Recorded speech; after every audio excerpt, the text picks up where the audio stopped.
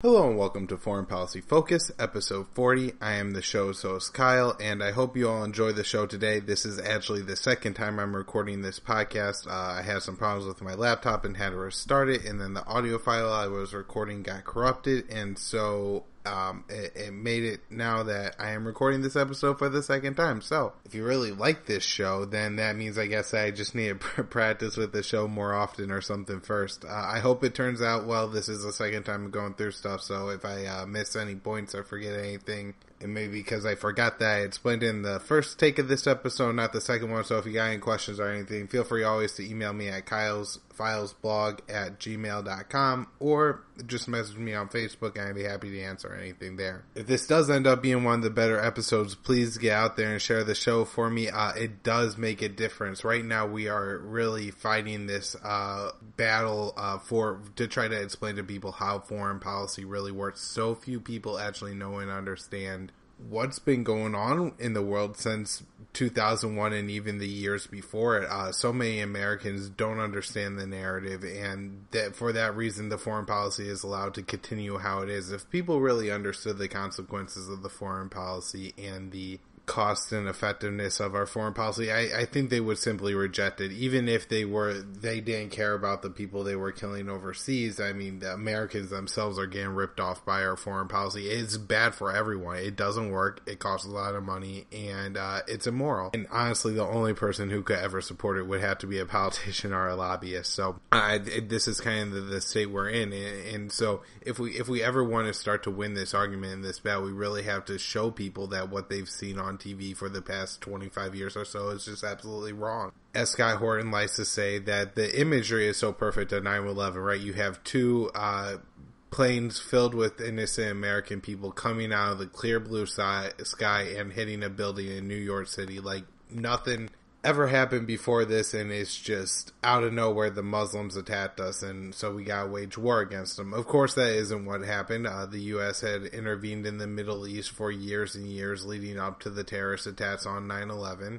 And while it obviously isn't a justification for killing 3,000 civilians in the middle of New York City in a revenge plot against the U.S. government, we have to see that the U.S. interventions in the Middle East prior to 2001 led to the terrorist attacks on 9/11. The hijackers themselves said so. Several people who were affiliated with Al-Qaeda in 2001 said, hey, look, the reason I'm doing this is because of the oppression of the Palestinians by the Israelis. It's because of the occupation of Saudi Arabia by the U.S. forces. It's the embargo against Iraq that killed 500,000 Iraqi children in the Clinton years and the beginning of the Bush years. This embargo, remember Madeleine Albright famously went on TV and said, we believe the price is worth it. So when you're looking at why these interventions happen, it's not because Muslim people hate us for our freedom. It's because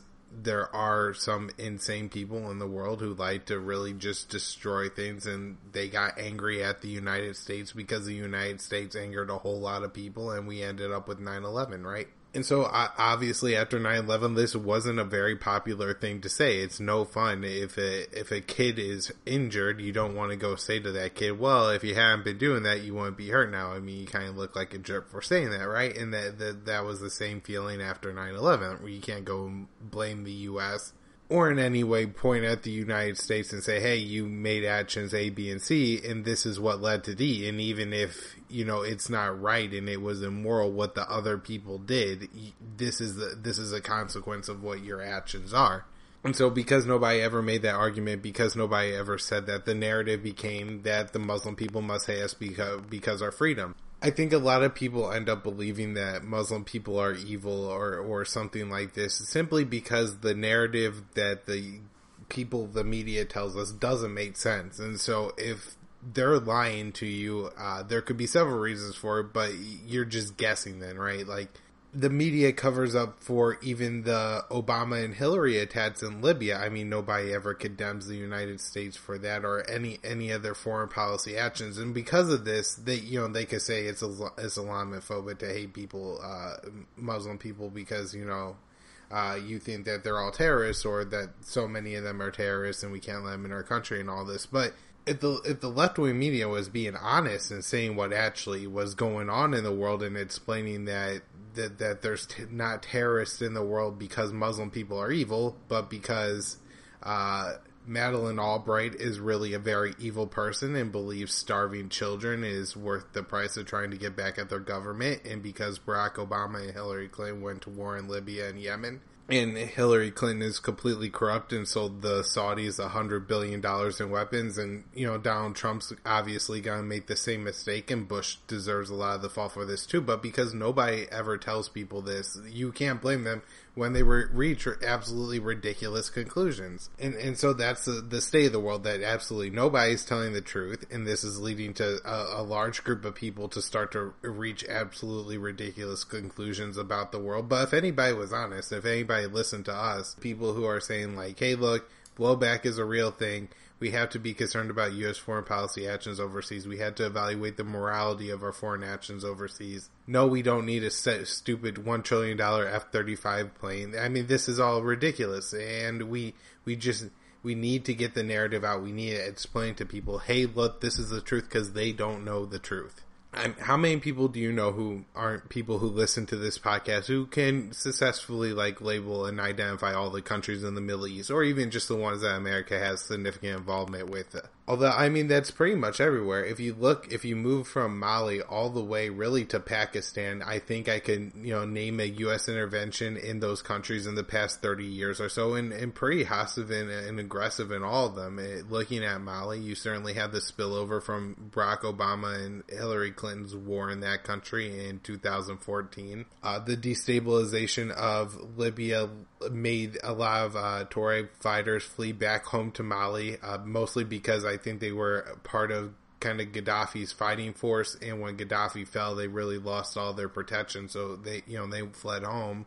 The situation in Mali prior to this, I'm not sure. I'm guessing that the Tuaregs at least felt like they were being oppressed by the Mali government, and so they started to fight a revolution against the Mali government. However, there was a large buildup of jihadists in Libya after the fall of Gaddafi. The U.S. really supported a lot of Al-Qaeda fighters and really fought an air campaign for Al-Qaeda in Libya, and those fighters then went and really took all the momentum away from the Tuareg revolution and hijacked it for themselves. And so now you have a situation in Mali where 150 civilians have died so far in 2017 in fighting between the jihadist revolution there and the government. In Libya, of course, you have the bombing there in 2014. That was Barack Obama, Hillary Clinton, Anne-Marie Slaughter, Samantha Power, all organizing this war against Gaddafi because of a false story saying that he was going to slaughter his own people in Benghazi. There was an uprising in Benghazi of mostly jihadist fighters that Gaddafi was going to fight. I don't think Gaddafi was a good guy, but the situation in Libya now is a lot worse than it was under Gaddafi. Prior to Gaddafi being overthrown there, the people in Libya had relatively average living standards compared to the region. I mean, they certainly weren't living well, and living under the Libyan regime wasn't what I would think of as, being able to live an ideal life, but living under Gaddafi was better than living under Al-Qaeda and ISIS rule and General Haftar and the three warring factions that are there now. And so the situation in Libya was definitely made worse by the U.S. intervention there. You have an open sale of slaves in Libya at this point, and you have 2/3 of refugee women who make it to Europe, and children reporting some sort of sexual abuse or rape along their way in Libya. And I believe half of those cases, the women or children, said it was people in uniformed soldiers for one side of the war there. I mean, right now the country is split into three major warring governments. Although I do think two of the warring governments have kind of joined forces against the former CIA plant General Haftar, who's now fighting for the Russians, with the UAE supporting Russia, with American-made planes and bombs in Libya. You also had the U.S. had to drop 500 bombs on Libya last year because ISIS took a major town, the actually hometown of Gaddafi, Sirte, and was operating out of Sirte for a while, and the U.S. dropped up to 500 bombs on them and killed a whole lot of civilians along the way. Of course, the war in Libya opened major floodgates for refugees fleeing into Italy from Libya, and has really added to the refugee problem in Europe. Of course, there's a lot of Libyan refugees themselves, as parts of Benghazi are still controlled by jihadists. In Egypt, the U.S. certainly had its hand in coups in Egypt. I believe it was Mubarak. I would really have to go back and look at my Egypt history. Anyways, the U.S. had their hand in a coup of the government in Egypt, and has also been giving Egypt billions of dollars in military aid in basically a payoff so Egypt would not go to war with Syria or with Israel. But at this point, I don't know if there's really a threat of war between Egypt and Israel, and I don't know. Also in Egypt, you have a whole lot of destabilization on the Sinai Peninsula, where you have ISIS fighters taking over towns at least for times and killing civilians, and you also have the Egyptian government carrying out some airstrikes against those people. If you then move to Israel and Palestine, you had the U.S. support for Israel, and that has led the U.S. down the path of war in Iraq. It certainly led the U.S. down the path of providing a lot of aid, including military aid, to the state of Israel, so they could wage war against the Palestinian civilians. It's obviously a very complex issue that I'm not going to get through in this episode, but I will say that that there are a lot of crimes committed by Israel against the Palestinians, and the Israeli government is certainly in a position of strength over the Palestinians. And to some level, if the U.S. is going to continue to provide aid to Israel, there would have to be some condemnation of the treatment of the Palestinians, or some strings attached to the Israeli aid, such as you can't have roads that only Israelis can travel on, in order to really continue this. And also the lifting of the embargo of Gaza is, at this point, they can't even import concrete there. So whenever Israel bombs Gaza, the people can't even rebuild their houses, and it's really a terrible place to live. And this was the treatment of Palestine by Israel has certainly been cited over and over again by jihadists who have attacked the West as reasons for them attacking the West.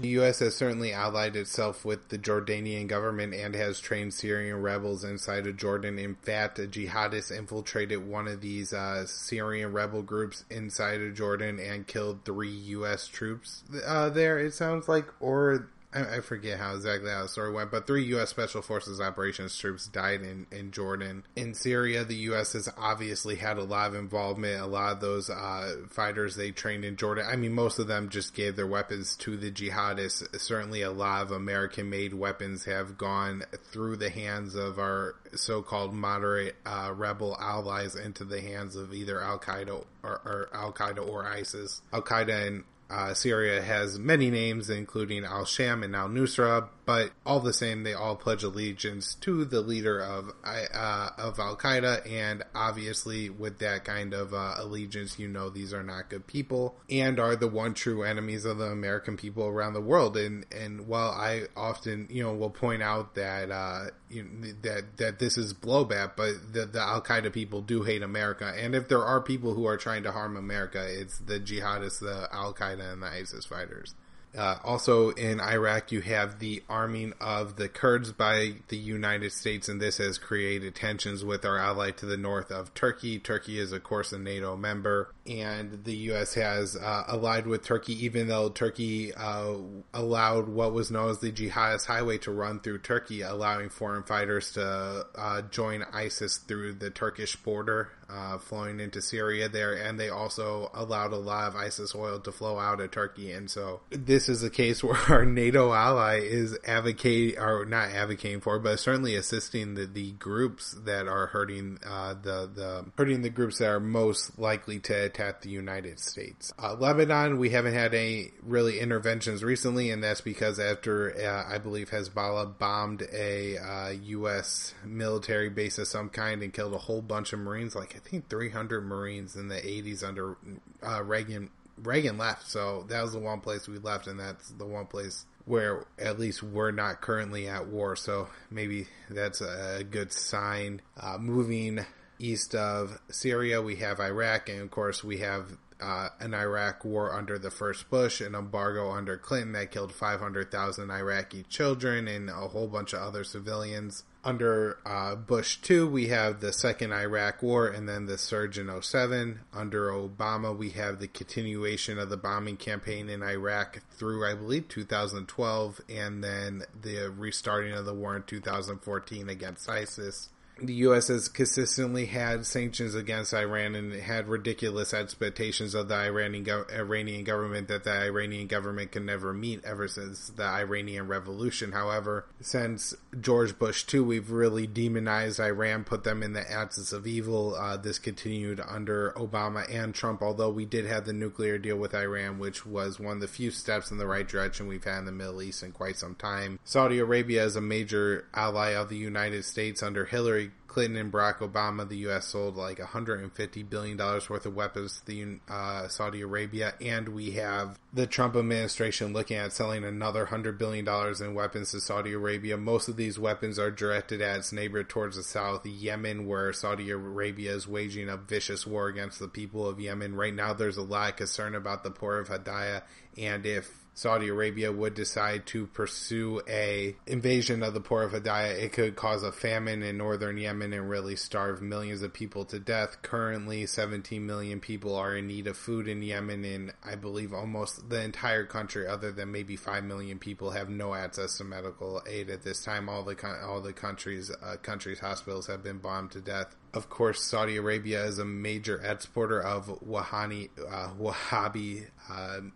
Islam, which is the brand of Islam that the jihadists come from, and has certainly given a lot of support for jihadists in countries across the Middle East, including Syria, Iraq, and Afghanistan. The Saudi regime is extremely oppressive. I don't think Christians are allowed in Saudi Arabia, and you have the issue of them treating women very poorly and homosexuals very poorly. And certainly, if you're a country like the United States and you want to go around the Middle East praising your morality, if you're looking to judge countries on the morality, I think Saudi Arabia would rank pretty low there. Yemen is starving to death. There's a war in the north between the Houthis and then the Al-Qaeda ISIS troops and the Saudi-backed Hadi government in the south. At this point, Saudi Arabia is fighting alongside Al-Qaeda, especially in the more remote regions of Yemen. The U.S. is assisting the Saudi Arabia war against Yemen, refueling the planes, providing logistical and intelligence support so Saudi Arabia could bomb the Houthis.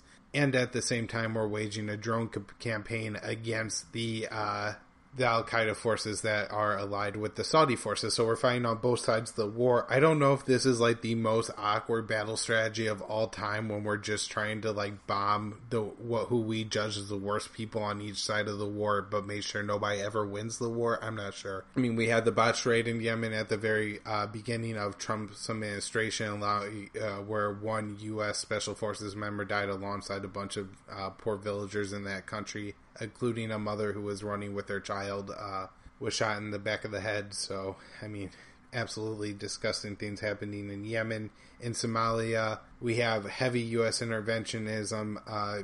Since really 1992, we had the Black Hawk Down incident under Clinton. Under Bush, we tried to intervene in the government that was being formed there, supporting warlords and generally making conditions worse for the famine that happened in that country under Bush. Under Obama, we continued the policy of assisting Ethiopia and the African Union troops in that country to overthrow what was known as the Islamic Courts Union, and that allowed for the rise of Al-Shabaab in the south of that country. Today, the country of Somalia is really kind of four loose pieces, where you have a somewhat united government, where there's a legitimate Somalian government, and then a Ethiopian-backed area and an African Union-backed area, and then in the south of the country you have the Al-Shabaab area. This is all the area south of Mogadishu. The three governments, the African Union government, the Somali government, and the Ethiopian-backed government, or I guess they're all one government, but different areas controlled by different militaries, all fight against Al-Shabaab. This is another country on the brink of famine. The country that's experiencing the famine is in the south of the country, the area controlled by Al-Shabaab. One of the really bad things about a possible U.S. increase in intervention in Somalia would be that if the U.S. is bombing, it often bombs targets that are, large trucks that look like they're carrying weapons when really they're carrying aid. So it makes it very difficult for aid to be delivered in the region.